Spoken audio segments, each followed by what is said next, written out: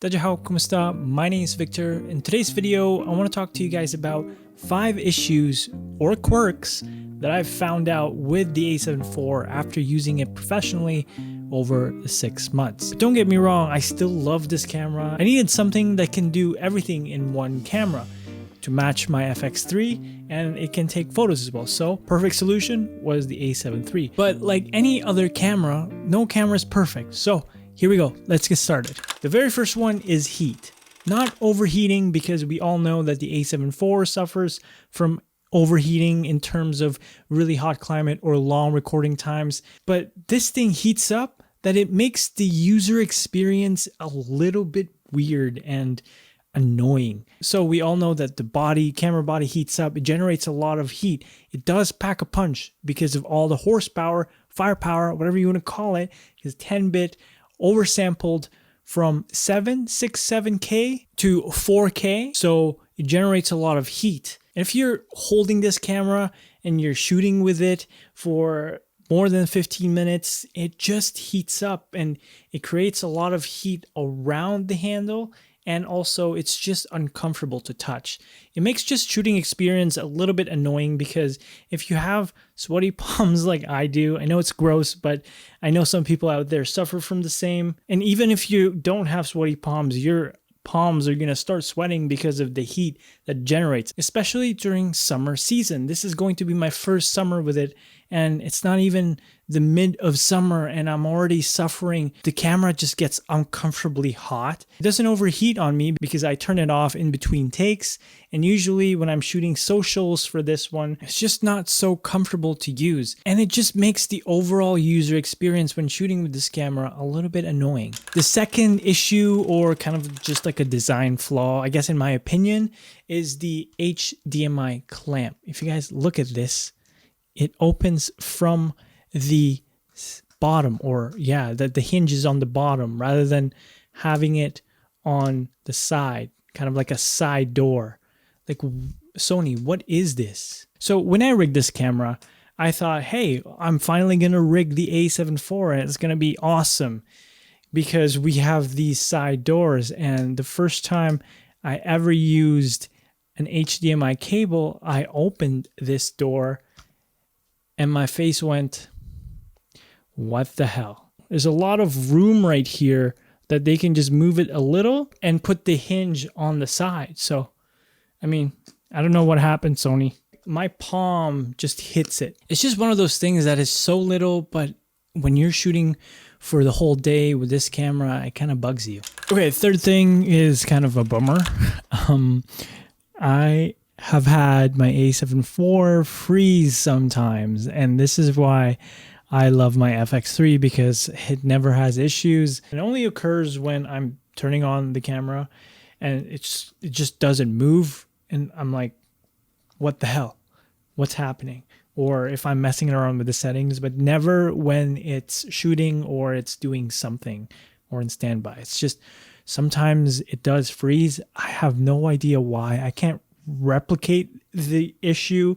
It just sometimes does it randomly. In terms of events and weddings, that few seconds that you're waiting for it to turn back on or you're restarting it, you might miss a big thing already, because in these types of shoots, we only get one shot of everything, right?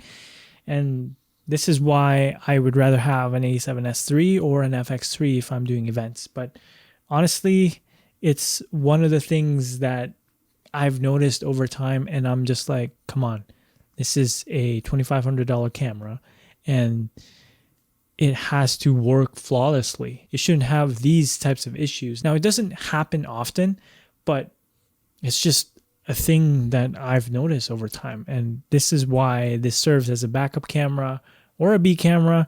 Does yours freeze? Because mine definitely does. Fourth thing is the battery life. Maybe if you're coming from an A7 III as well, you would feel the same way. Since this has a lot of processing to do in camera, processing that 10-bit 422 4K oversampled footage, the battery life is shorter than usual. So for example, I'm shooting a YouTube video with Alan, talking head, lots of B-roll throughout the day, and with the A7 III, I only used about a battery and a half, and honestly, it was great. But now with the A7 IV, it's very similar to the FX3 that I have to use 4 batteries now, and that's more than double. Again, this is just another quirk of mine. I have 6 of these, so I don't really mind, but just if you're rocking 2 batteries from the A7 III, you're definitely going to experience shorter battery life with the A7 IV. So just keep that in mind. It's not a big deal. Just buy more batteries. And last, and definitely the big one for me, is the EVF. I mean, I've missed the EVF. So I've had the FX3 and the ZV-E10. And honestly, I thought I didn't need the EVF for photos, but I definitely missed it. With photography, you need an EVF. I mean, more or less, because it's the nature of photography. Everything started like this, and it's just how it is. Don't get me wrong, a lot of people shoot like this as well. I sometimes shoot like that as well using the LCD screen, but I miss the EVF. But the EVF on this A7 IV is not that good. I mean, compared to the A7S III, which is supposed to be a video camera, it has more pixels, dot pixels, whatever. Bottom line is that the A7 III, which is supposed to be a video camera, has a way better EVF than a hybrid, which is supposed to do both photo and video.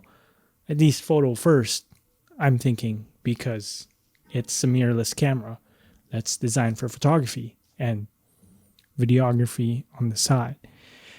But I mean, it feels super low quality. It's laggy. Sometimes it's just not that great when previewing photos. I've gotten used to it now. If you've had better EVF before, like Canon or Nikon, this camera will just prove that even better. So the EVF on this thing sucks. But all negatives aside, this is still a good camera. I still like shooting with this camera because it has everything that I need in terms of an all-in-one camera. It's the best bang for your buck, mirrorless hybrid camera out there, in my opinion.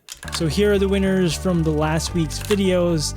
Congratulations to you guys. And to claim your prize, just email me here. And as usual, I'm giving away this S-Log3 LUT pack, and all you have to do to win is comment down below what you think about the negatives that I've figured out with the A7 IV, and have you found any other issues with it. If you do want the LUT pack now, it's available in the link down below, and at 10,000 subscribers, we are giving away a camera.